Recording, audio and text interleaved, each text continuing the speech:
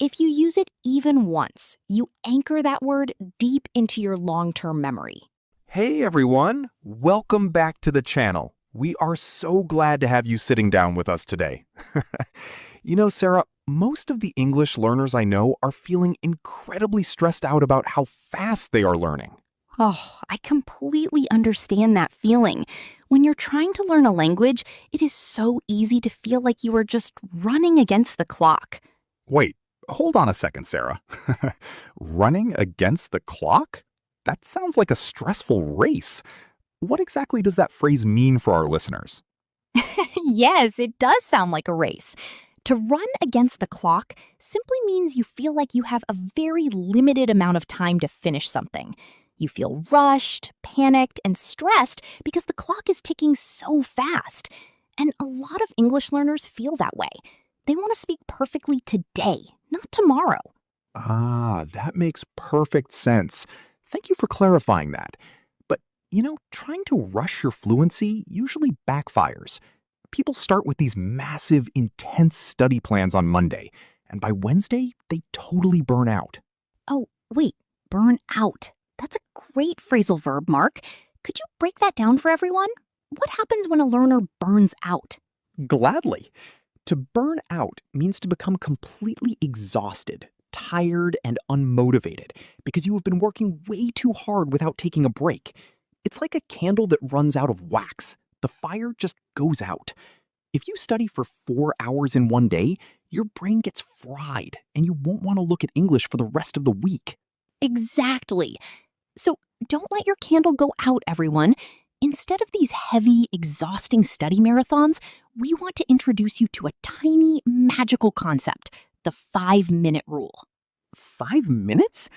Honestly, Sarah, when I first heard that, I thought it sounded way too simple.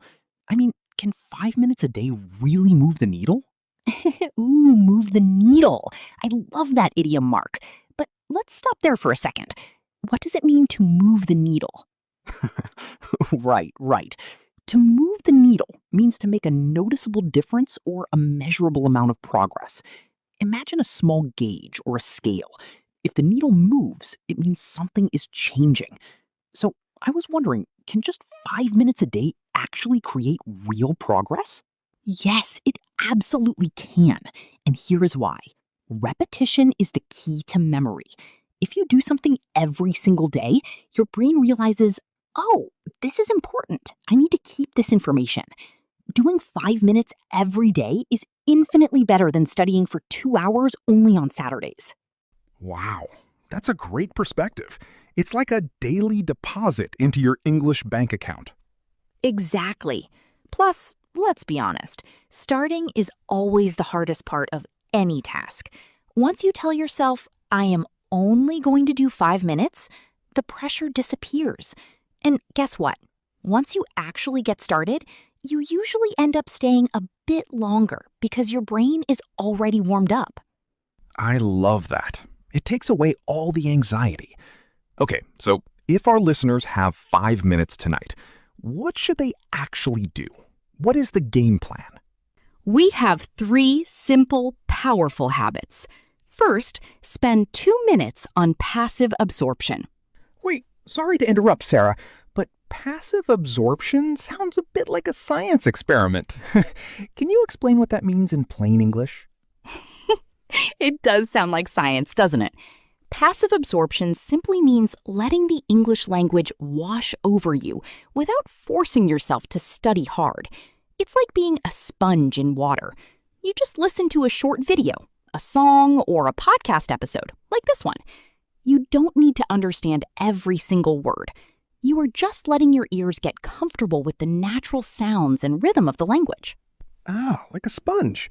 That sounds incredibly relaxing, actually. What is the second step? Step 2 is to take a proactive approach with your voice for 2 minutes.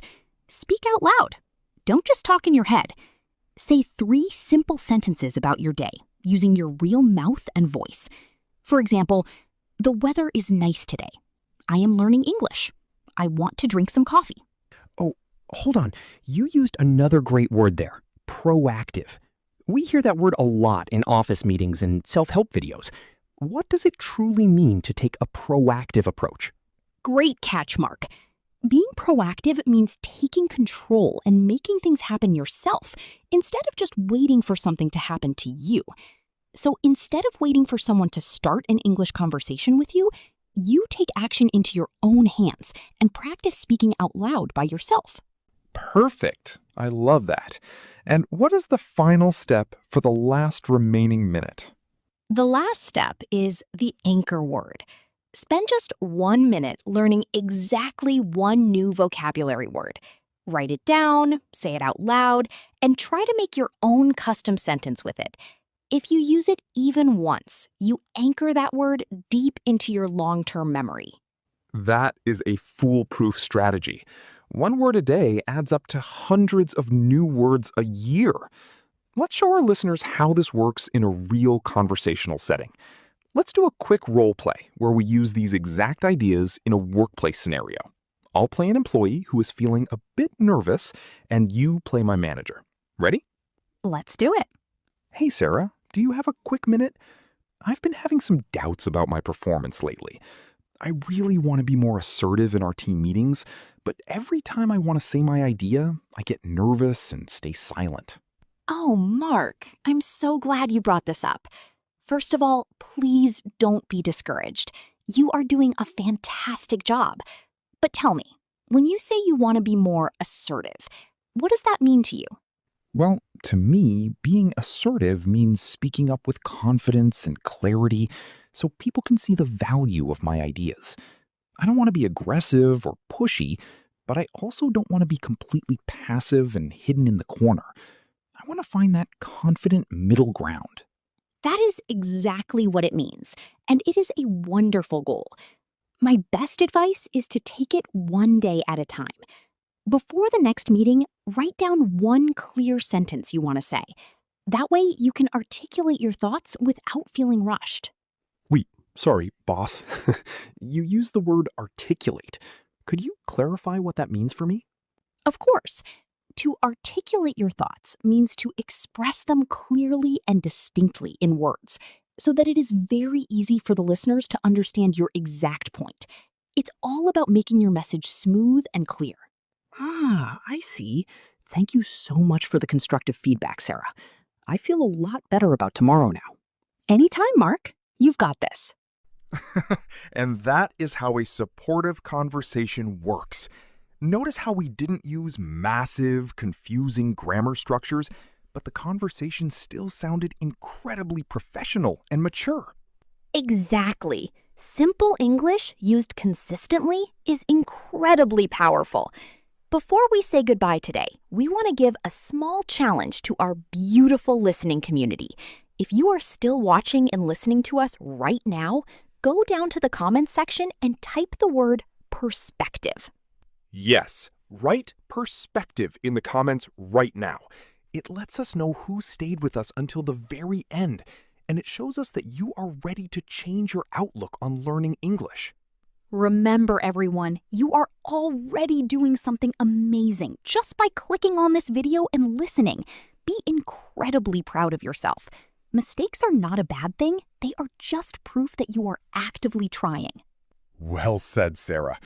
Thank you all for practicing with us. Hit that subscribe button, share this with a friend who thinks they don't have time to study, and we will see you in the next episode.